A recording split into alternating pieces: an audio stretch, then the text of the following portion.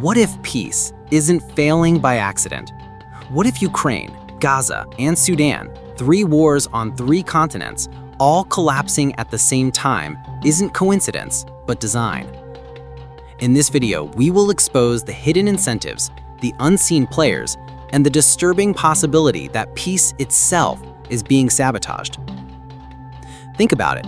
3 wars, 3 continents, 3 negotiations that promised hope, only to fall apart in near unison. Is that random chance or something darker? Let's start with the facts. Ukraine. Russia's invasion began in February 2022. Since then, multiple rounds of peace talks, Minsk-style proposals, Istanbul drafts, prisoner swaps, ceasefire corridors have risen and collapsed.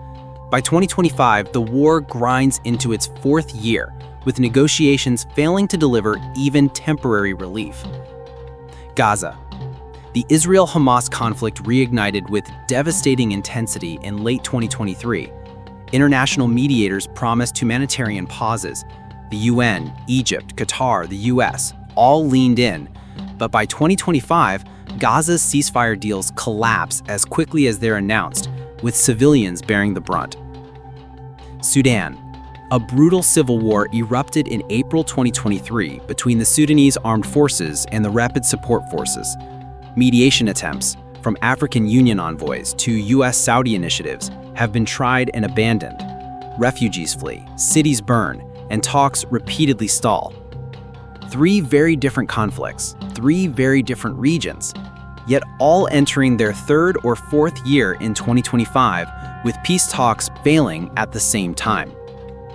Now let's ask why. Officially, diplomats blame mistrust. They blame extremists. They blame irreconcilable differences. But that's only the surface story. Dig deeper and you find disturbing incentives to keep peace out of reach. Take Ukraine. The longer the war drags on, the more Western defense contractors thrive. Billions in arms packages, a NATO united by fear. Russia, meanwhile, exploits the war to justify domestic repression, fueling nationalism. Both sides talk of peace, but neither benefits from stopping the bloodshed. Gaza. Here, peace threatens political survival. Hamas fears losing legitimacy if concessions appear too soft. Israeli leaders face pressure from hardline coalitions that brand compromise as weakness. And beyond the region, global powers leverage the conflict for influence.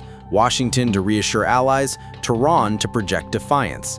Every failed truce is tragedy for civilians, yet strategy for power brokers. Sudan. Africa's neglected war. Here, foreign interests quietly feed the fire. Gold smuggling routes, proxy support from regional powers, even private mercenary firms stake claims.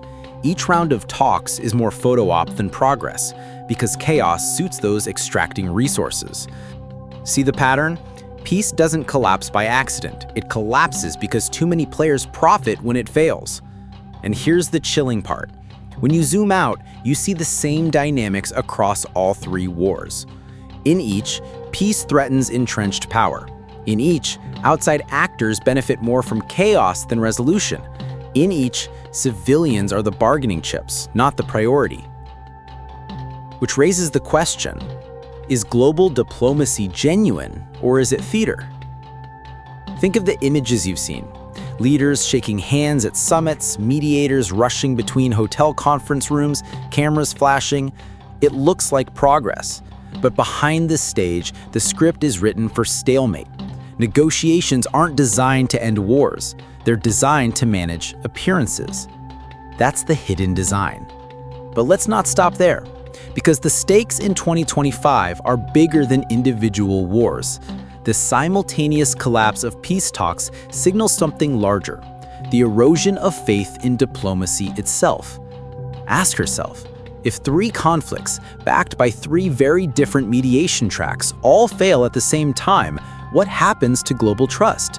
Does the public start to believe peace is a lie? Does the next generation grow up cynical, assuming negotiation is nothing more than stalling before the next missile strike? And if peace loses credibility, what replaces it? Here's the danger. When people stop believing in negotiation, the only tools left are weapons. That's when endless war becomes the default state of the world. And that's exactly the nightmare unfolding before our eyes. Now, here's where the sabotage theory gets sharper. It's not just that peace collapses, it collapses in ways that feel scripted.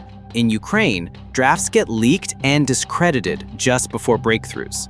In Gaza, temporary truces collapse after provocations no one claims. In Sudan, agreements are signed, then instantly violated by fresh offensives. Who benefits when peace always dies at the last minute? This is not conspiracy, it's political reality. The players who gain power, money, or leverage from war have no reason to allow peace. And if the same dynamic repeats in 3 regions at once, coincidence feels harder and harder to believe. Which leads us to the deeper forces at play. The superpowers, the industries, the strategic incentives that may be ensuring peace remains out of reach. We ended with a haunting question. Who benefits when peace always dies at the last minute? To answer, we have to zoom out, beyond the battlefields, beyond the shattered cities, and into the boardrooms, parliaments, and shadowy networks where war isn't tragedy, but opportunity. Think of Washington. The United States presents itself as a champion of peace, yet in Ukraine, it has become the largest arms supplier, delivering tens of billions of dollars in weapons. That flow strengthens its defense industry, keeps NATO unified, and binds Europe tighter to American leadership. A sudden peace agreement would fracture that unity, slash defense budgets, and weaken influence. In Gaza, American diplomacy is caught in contradiction. Publicly, Washington calls for humanitarian relief and ceasefires. Privately, it cannot afford to lean too hard on Israel without provoking domestic political backlash. The result? Talks that circle endlessly, never landing. In Sudan, the picture is subtler. The US worries about Russian mercenary influence tied to gold mining. If Sudan stabilizes under Russian-leaning control, Moscow secures resources. If Sudan remains unstable, Russian gains are delayed. Stability, ironically, becomes the threat. Now, look at Moscow. For Putin, Ukraine is more than war. It's survival. A frozen conflict keeps NATO drained, keeps the West pouring resources into Kyiv, and feeds nationalist propaganda at home. Peace undermines that narrative. In Gaza, every US failure is a Russian opportunity to present itself as an alternative mediator to the Arab world. And in Sudan, instability opens doors for Russia to expand influence through the Wagner network. So long as peace fails under Western watch, Russia wins in perception. Then there's Beijing. Unlike Washington or Moscow, China rarely takes visible sides. But instability distracts rivals, drives down energy prices, and positions Beijing as the new neutral problem solver. Each collapsed negotiation under Western leadership strengthens China's story, that America can no longer lead the world toward peace. And if Beijing becomes the fallback mediator, global power tilts subtly eastward. Beneath these superpowers lies the largest shadow player of all, the global arms trade. In 2024, defense spending surpassed $2.4 trillion. Each failed negotiation fuels another wave of orders: missiles, drones, air defenses. Entire industries survive on the promise that peace never quite arrives. And it's not just America or Russia. Turkey, Iran, Israel all profit from exporting to regional allies and proxies.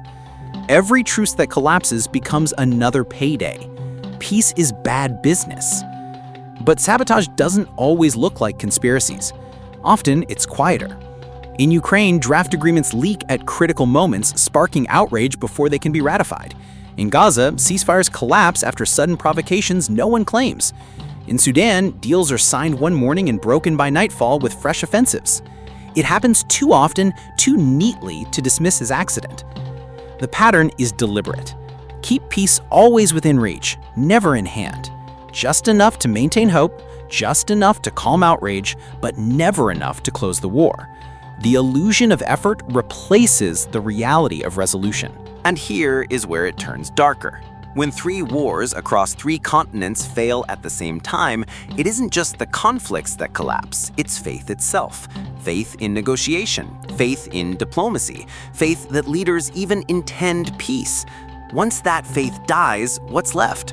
Only the acceptance of permanent war. This is the deeper sabotage. It doesn't only keep Ukraine bleeding, or Gaza burning, or Sudan starving, it corrodes the very belief that peace is possible.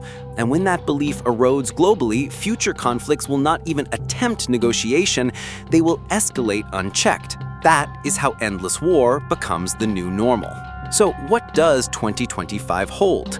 Imagine three paths. One is stalemate, Ukraine stuck in trenches, Gaza in cycles of truce and fire, Sudan locked in street battles. The world adjusts, treating war as background noise.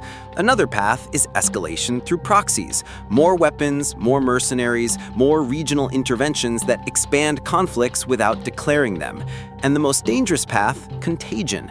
The failure of these talks inspires other disputes, from Taiwan to the Sahel, to believe that war pays while peace stalls. Once that mindset spreads, conflict multiplies. And yet there is one faint possibility left. If global audiences, citizens, not just leaders, begin demanding transparency, demanding accountability, demanding that peace talks stop being stage theater and start producing results, the cost of sabotage could rise, not for the civilians who pay in blood, but for the powers that quietly profit.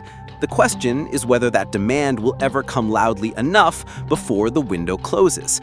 Because here is the chilling truth. In Ukraine, in Gaza, and in Sudan, and in whatever conflict follows, peace is not failing by mistake. It is being strangled. And unless the world confronts those incentives head-on, peace will not simply be delayed, it will be designed out of existence. The wars of 2025 are not just battles over land, they are battles over belief itself, whether the world still believes in peace or whether war has permanently replaced it. And the answer will shape not just these conflicts, but every conflict yet to come.